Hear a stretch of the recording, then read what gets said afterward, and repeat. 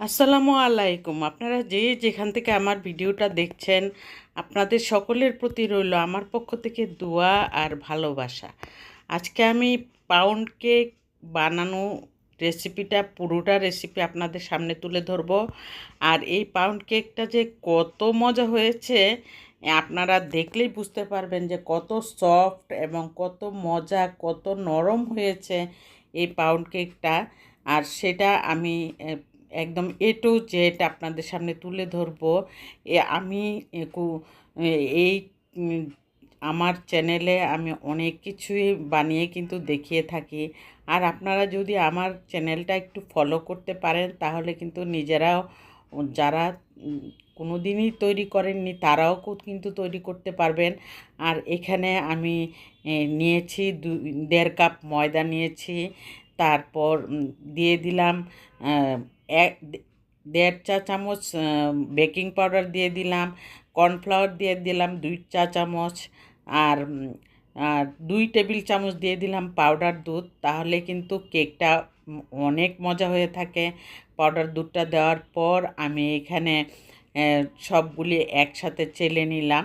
চেলে নেওয়ার পর প্রয়োজনে 2বার চেলে নিচ্ছি। চেলে নেওয়ার পর কিন্তু তারপরে ডিমের মেরাংটা তৈরি করে নিব। আর এটা আপনাদের সামনে তুলে ধরবো যে এমনি কীভাবে আমি সব তৈরি করে রেখেছি, এবং একটা কেক বানাতে কি কি লাগে সব কিন্তু আমি এ টু জেড আপনাদের সামনে তুলে ধরবো। আর এই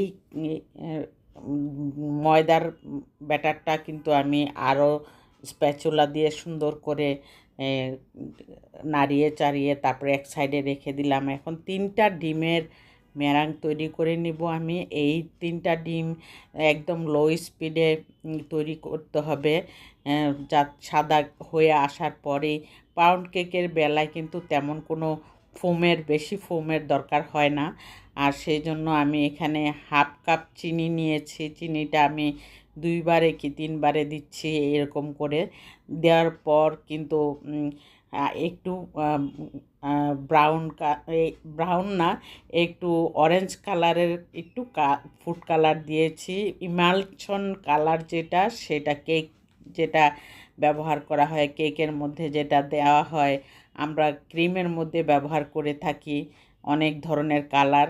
ইমালশন কালার যেগুলি হয় সেটা একটু ব্যবহার করেছি।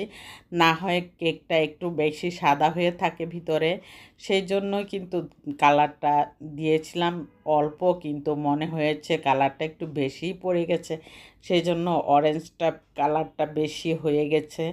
কিন্তু আর একটু কম দিলে সুন্দর কালারটা সুন্দর আসে বেশি। আর সেটা আমি নাড়িয়ে চাড়িয়ে তারপর এখানে আমি ময়দাগুলি দিয়ে দিলাম।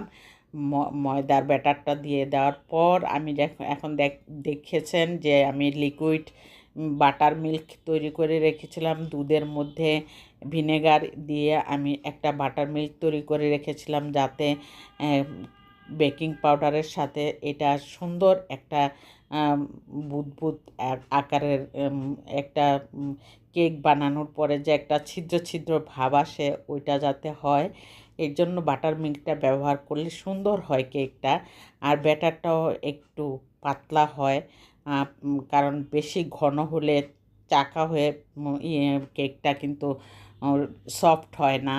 আর এই বাটার মিল্কটা ব্যবহার করে তারপরে কিন্তু সুন্দর করে একটা কেকের স্মুথ ব্যাটার তৈরি হয়ে যায়। এখন আমি মাঝখান দিয়ে একটু হাতটা ভিজিয়ে নিয়েছি। নেওয়ার পর আমি এখানে মাঝখানে একটু দাগ দিয়ে দিলাম, যাতে মাঝখান দিয়ে একটু ফাটা ভাব আসে। তারপর আমি টুটি ফ্রুটি উপরে দিয়ে দিলাম, যাতে দেখতে সুন্দর লাগে।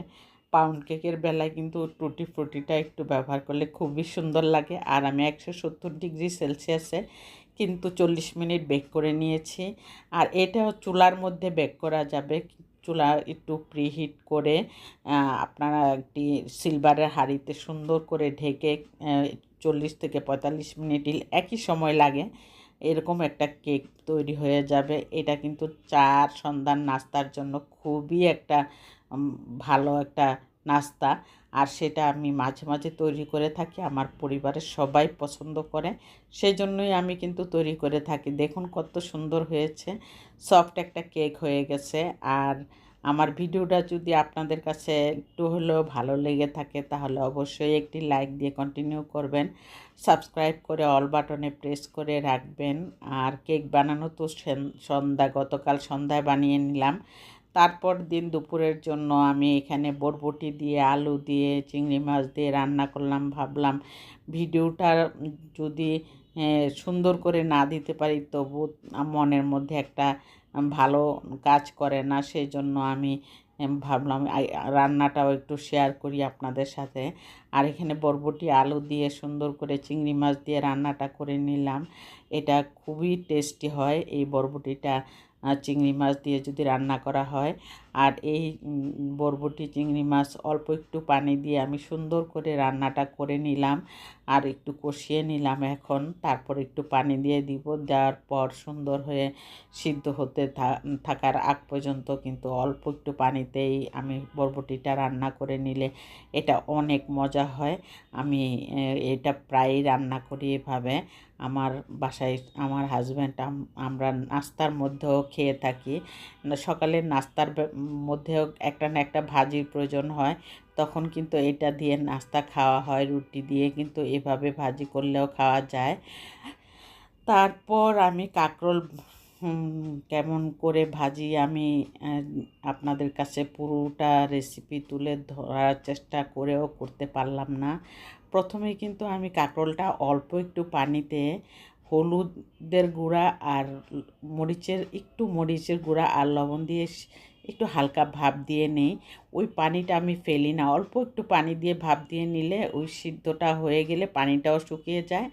এরপর আমি কাঁকরোলটা আমি তেলের মধ্যে ভেজে নিলাম, ভেজে একদম বাদামি কালার হয়ে আসার পর আমি নামিয়ে নিলাম। নামিয়ে নেওয়ার পর আমি একসাথেই দিতে পারতাম, কিন্তু পরে ভাবলাম যে কাঁকরোলগুলি আবার ভেঙে যাবে, সেই চিন্তা করে আমি পেঁয়াজ ভেজে তারপর কিন্তু কাঁকরোলের উপর দিয়ে দিলাম। এই কাঁকরোলটা